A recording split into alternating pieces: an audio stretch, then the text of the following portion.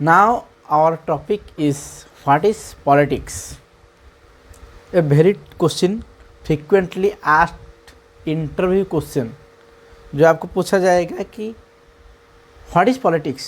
आपका political science option है, what is politics तो आप डिफाइन कर पाएंगे। Politics, the term politics was describe by every time. आप में से कौन कौन इंडियन एक्सप्रेस पढ़ते हो? अगर इंडियन एक्सप्रेस आप लोग पढ़ते हो तो आपका एक में उसी पेज में गवर्नमेंट एंड पॉलिटिक्स नाम के कुछ न्यूज़ पेज आते हैं। जैसे द हिंदू में आता है द न्यूज़ तो नहीं, न्यूज़ सिर्फ हेडलाइन, पेपर का ऊपर का पेज का हेडलाइन न्यूज़ आता है, स्टेट्स आता है, सिटीज आता है। ठीक उसी तरह द इंडियन एक्सप्रेस में आता है द गवर्नमेंट एंड पॉलिटिक्स। ये जो गवर्नमेंट एंड पॉलिटिक्स में ये जो पॉलिटिक्स है वो वार्ड है। क्या है पॉलिटिक्स? आज a student of political science you must know that what is politics. So let's get started. Politics, before defining politics were enter a statement that is called man by nature a political animal। अगर हमारा topic है man by nature आज ए political animal. Political animal किसने कहा? Aristotle. Who is that bloody Aristotle? Aristotle is the father of political science. He is the father, belongs to ancient Greece। Politics is exciting। You said that how politics is exciting? No, we listen that politics is dirty। Politics एक gutter है, जानना नहीं चाहिए। छे politics हो गया है दुनिया में, छे छे छे Ram Ram Ram. No, actually not. This is the opinion of common people। And once Mahatma Gandhi said कि politics is just like a snake, we can't ignore it, but we don't have any option, we have the only one way to fight with him। Yes, he is right, sorry, he was right। Politics is exciting how? Because people disagree। Politics is exciting because people disagree।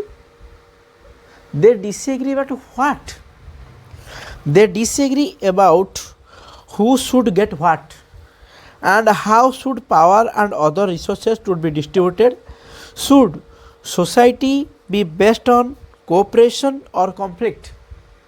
जो दुनिया होगा उसमें जो resources है, जो power है, वो कैसे डिस्ट्रीब्यूट होगी, और जो रिसोर्सेस है वो किस तरह डिस्ट्रीब्यूट होगी, वो कॉन्फ्लिक्ट के द्वारा डिस्ट्रीब्यूट होगी या कोऑपरेशन के द्वारा डिस्ट्रीब्यूट होगी। इस सारी सवाल का जवाब जो सोसाइटी में आपके मन में उठता है, वो सारे सवाल का जवाब कौन देता है? ये पॉलिटिक्स देता है। लेकिन हमारे इंडिया में पॉलिटिक्स को लेकर बहुत ही गंदा विचार है, जो मैंने आपको कुछ ही देर पहले कहा था कि इसको पॉलिटिक्स का मतलब एक नेगेटिव व्यू में लोग देखते हैं। नेगेटिव कि जी दुनिया ने, पॉलिटिक्स ने इस दुनिया को ख़त्म कर दिए। ये जो फेमस डायलॉग मारते हैं, जो पॉलिटिशियन को गाली देते हैं, आपकी किसी भी, मैंने अक्सर स्टेटस में देखता हूँ और सोशल मीडिया में वगैरह देखता हूँ, कोई भी आके गाली दे के जा रहा है। पहले नॉलेज करो कि चीज़ है क्या। तुम्हें खुद दूसरों को गाली देने से पहले ये समझ लेना चाहिए कि खुद सही काम कर रहे हो या नहीं।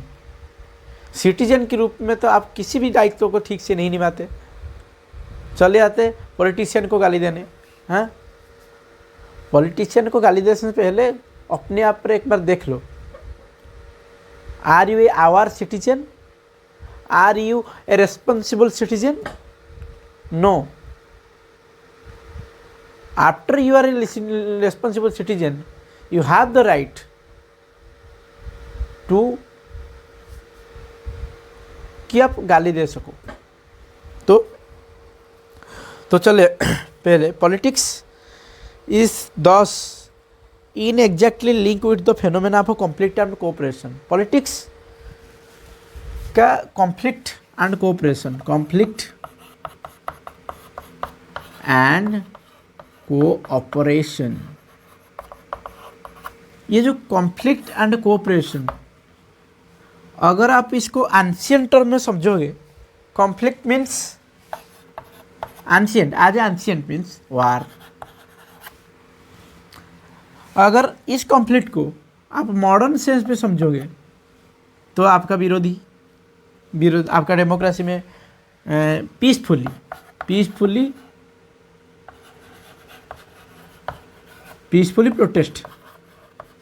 प्रोटेस्ट एंड कोऑपरेशन मीन्स वो एंशिएंट में जो भी मीनिंग था अभी वही मीनिंग है कोऑपरेशन। तो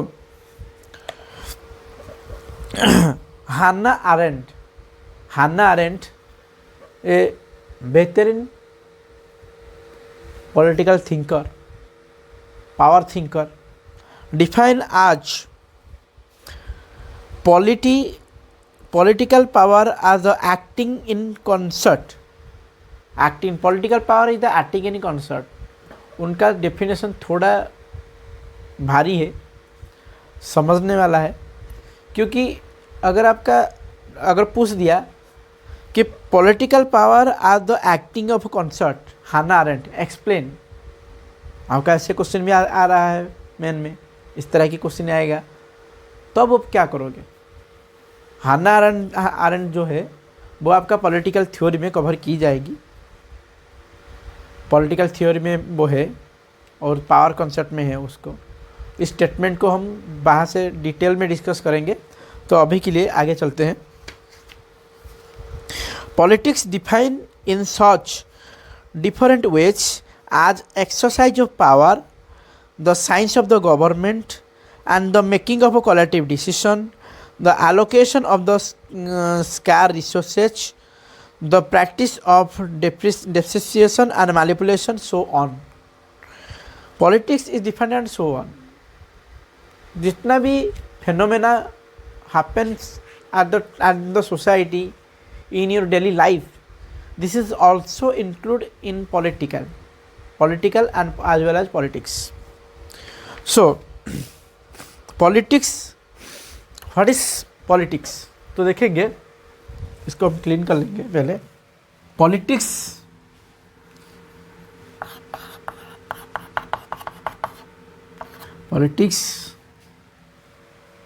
as the art of government,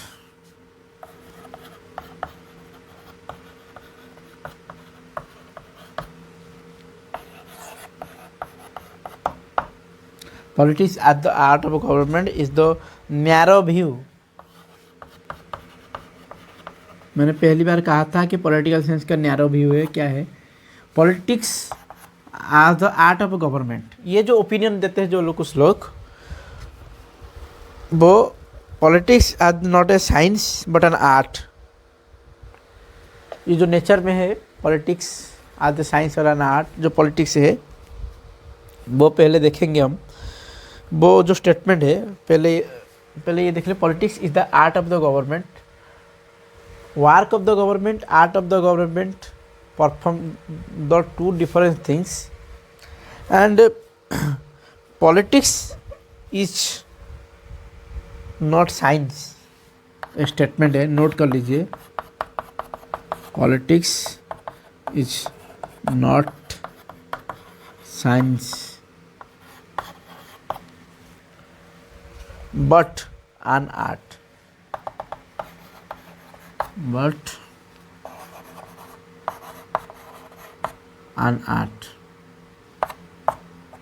statement किसका है? Chancellor Bismarck.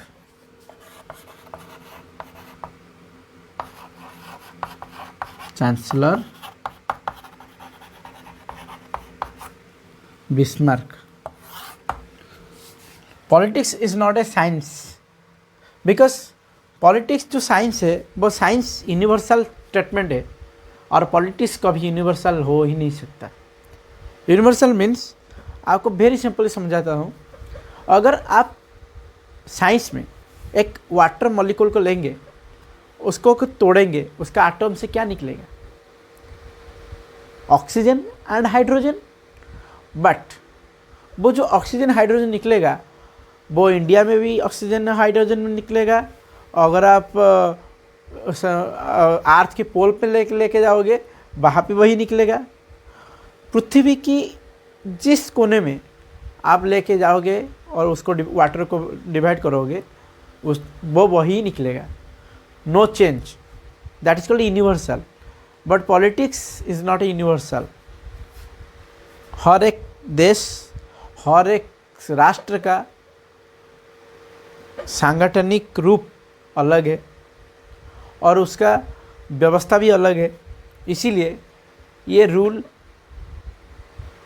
एप्लीकेबल नहीं होता हर स्टेट के द्वारा, इसीलिए it is not universal. So that इसको साइंस नहीं कहा जाता, it is the art of the government. Government जो करे, politics is not science but an art, it is chancellor Bismarck का फेमस स्टेटमेंट है। सो नेक्स्ट आता है हमारा मैकियावेली का स्टेटमेंट। मैकियावेली द प्रिंस में ये बताते हैं कि politics is nothing just by attention to use. Political science is a realistic account of politics that draw attention to the use of political leaders for cunning, cruelty and manipulation। ये एक negative view दे रहे हैं कि politics को लोग अपना व्यक्तिगत, अपना पर्सनल एजेंडा फुलफिल करने के लिए, मैनिपुलेशन करने के लिए, अपना वर्चस्व स्थापित करने के लिए पॉलिटिकल साइंस, पॉलिटिक्स को यूज करते हैं। काफ़ी हद तक वो भी सही है। अगर आज का पॉलिटिक्स को आप देखोगे तो क्या है, लगता तो है मैकियावेली शायद फ्यूचर को दर्शन कर लिए थे, लगता है मुझे कभी कभी। तो चलता है मैकियावेली के बाद the famously expressed in Lord Acton's aphorism, power tends to corrupt and absolute power tends करप्टली।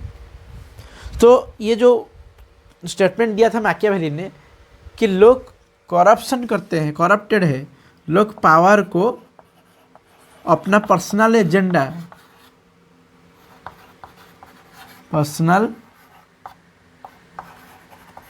को फुलफिल करने के लिए लगाते हैं, मैकियावेली के हैं।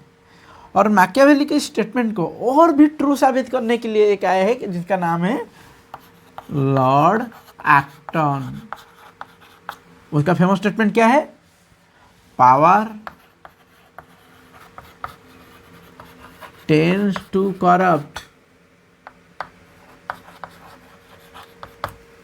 and absolute power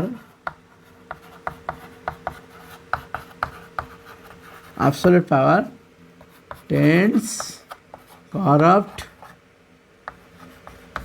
absolutely। Lord Acton says power tends to corrupt and absolute power tends corrupt absolutely. वो ये कह रहे हैं कि अगर पावर, एक व्यक्ति के पास पावर है तो वो करप्शन तो करेगा। अगर उसको एब्सोल्यूट पावर दे दो, निरंकुश पावर दे दोगे, अनलिमिटेड पावर दे दोगे, तो वो बिना हिचकिचाए करप्शन करेगा। सत्यानाश, जिंदगी का सत्यानाश, पॉलिटिक्स का सत्यानाश। राम नाम सत्य है। तो ये था आपका पॉलिटिकल साइंस का नैरो व्यू। तो उसके बाद आते हैं हम क्या, बॉर्डर व्यू। बॉर्डर व्यू क्या है? बॉर्डर व्यू में उसके पहले अभी मैंने जो अरिस्टोटल की बात की थी वो उसका बॉर्डर व्यू में आता है। तो देखते हैं बॉर्डर व्यू फिर से ज़्यादा डिस्कस करके। उसका वो हमारा गया था नैरो व्यू, अब आता है बॉर्डर व्यू। ब्रॉडर व्यू व ज़्यादा व्यू जो होता है पॉलिटिक्स एज पब्लिक अफेयर्स, वो था politics as the art of the government narrow, ये था ब्रॉडर व्यू आपका politics as a public affair. This view, such a view of politics is often traced back to the work of a famous Greek philosopher Aristotle. Before we noted that the man as a political animal, politics, Aristotle declared that man by nature is a political animal, by which he meant that it is only within a political community that human beings can live the good life. From the viewpoint then, politics is ethical activity concerned with creating a just society. That is what Aristotle called the master science. So, man by nature is a political animal. Those who not live in society may be the beast or an angel. A famous statement given by the father of political science in his book The Politics. So, एक good life के लिए, एक अच्छा सा ज़िंदगी के लिए इंसान को पॉलिटिकल लाइफ को मेंटेन करना चाहिए. अगर वो नहीं कर रहा है, वो एक सोसाइटी में नहीं रह रहा है, कि पॉलिटिकल लाइफ में नहीं रह रहा है, तो वो सिर्फ बीस्ट या फिर एक पशु होगी, एक पशु होगा, या फिर एंजल या एक देवता होगा.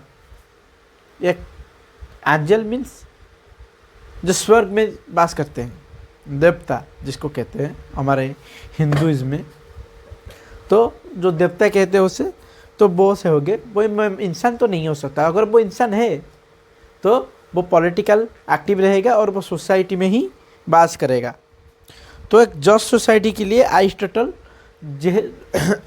जिस सॉरी इसीलिए जबकि वो जस्ट सोसाइटी में रहने आएगा, इसीलिए इसी टॉपिक को जिस टॉपिक पॉलिटिक्स ने डिस्कस किया, इसीलिए वो पॉलिटिकल साइंस को मास्टर साइंस भी कहते हैं. जो creator of the subject of the political science is called political science as science as master science. So political science को अरिस्टोटल ने बताया कि जस्ट सोसाइटी के लिए एक मास्टर साइंस है. उसका कॉन्ट्रास्ट, उसका सिर्फ अपोजिट में एडमंड बर्क, जो आपका कंजर्वेटिव थिंकर भी है, सो उसमें ये स्टेटमेंट दिया है कि ह्यूमन जो रहता है वो सोसाइटी के लिए नहीं, अपनी फ़ायदे के लिए जीता है. अपनी फ़ायदे के लिए वो यूनियन बनाता है, अपनी फ़ायदे के लिए वो सिविल सोसाइटी बनाता है, अपनी फ़ायदे के लिए वो एक ऑर्गेनाइजेशन क्रिएट करता है, वो खुद की फ़ायदे के लिए और अपने परिवार के फ़ायदे के लिए करता है, ना कि सोसाइटी के फ़ायदे के लिए करता है. कुछ हद तक उनका मानना भी सही है. तो सिविल सोसाइटी क्या है, यह आपके पास एक सवाल आना चाहिए कि सिविल सोसाइटी वर्ड अभी यूज हुआ एडमंड बर्क के द्वारा. Civil society originally meant a political community. Political community जो also known as civil society. Civil service, civil means common. Civil service, you preparing for that examination, civil service, and here the civil same, and society. Yes, society means समाज, साधारण समाज, जो political community कहते हैं उसको. तो next चलते हैं हम.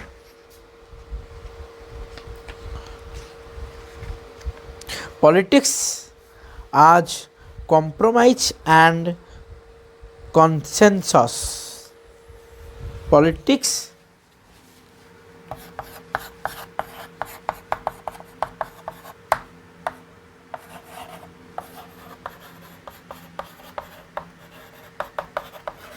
compromise and consensus. SUS.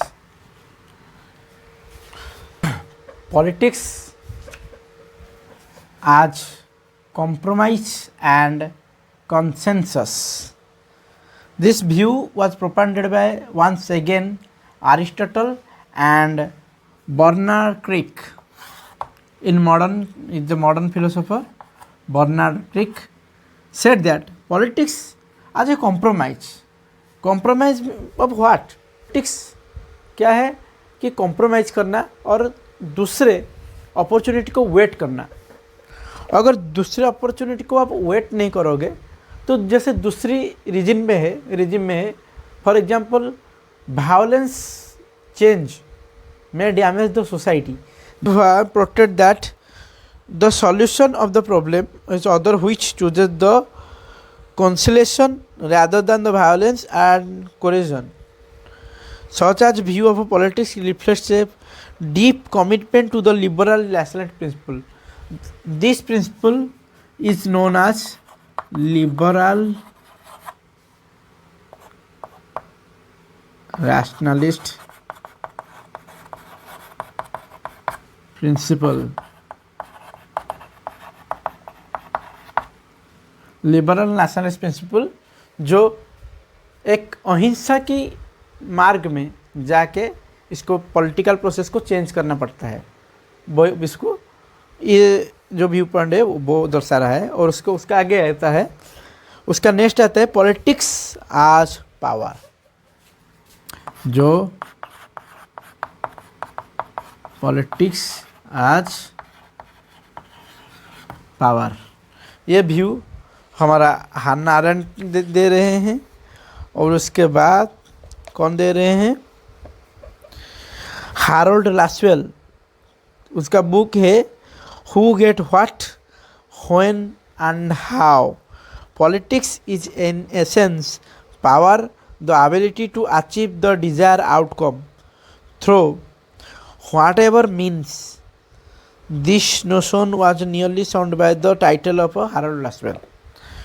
So अगर पावर के बारे में देखोगे, हारोल्ड लासवेल ये स्टेटमेंट दे रहे हैं कि politics is in essence power to ability to achieve anything, any type of goals by which means it's doesn't matter it is violence और non violence. So Harold Lasswell जो आपका behaviourism के एक गॉडफादर भी माने जाते हैं, जिसको बिहेवियरलिज्म के टाइम का उसको पढ़ोगे तो आगे चलते हैं। दूसरा आया है the rise of the womens liberalisation movement in 1960s and 70s। Radical feminist slogan the personal is political. The personal is political is the famous slogan of radical feminists during the radical feminism in 1960s and 70s. It is also a signal to the politics as the power. This view was summed by Kate Millett. The statement that the personal is the political is the statement provided by Kate Millett in Sexual Politics, in which she defined politics as power structured relationship arrangements whereby the group of persons is controlled by another. अगर दूसरों के बाद ये control होगा, अगर personal life किसी और के द्वारा कंट्रोल होगा तो पॉलिटिक्स में उसका इन्वॉल्वमेंट नहीं हो। Although he is a feminist, so that his statement is belongs to one group that is called female group. So next आते हैं हमारा very famous कौन गेस्ट व्हाट कार्ल मार्क्स।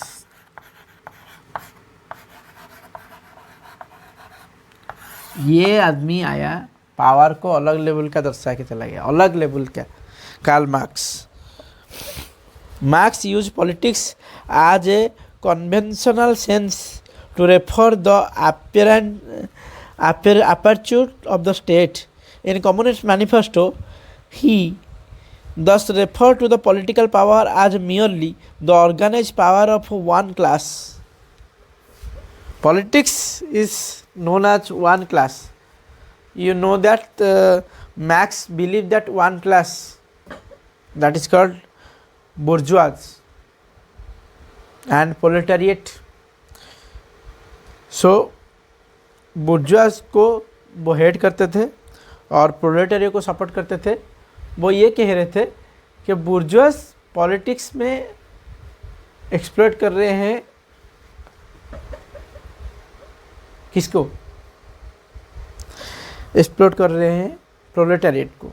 तो प्रोलेटारिएट को पॉलिटिक्स में आना पड़ेगा और पावर को कैप्चर करना पड़ेगा और बुर्जुआस को धक्के मार कर निकलना पड़ेगा।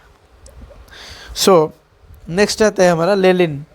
Lenin put politics is the most concentrated form of economies.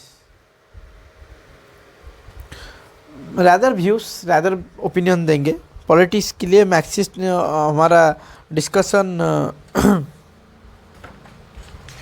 उतना ही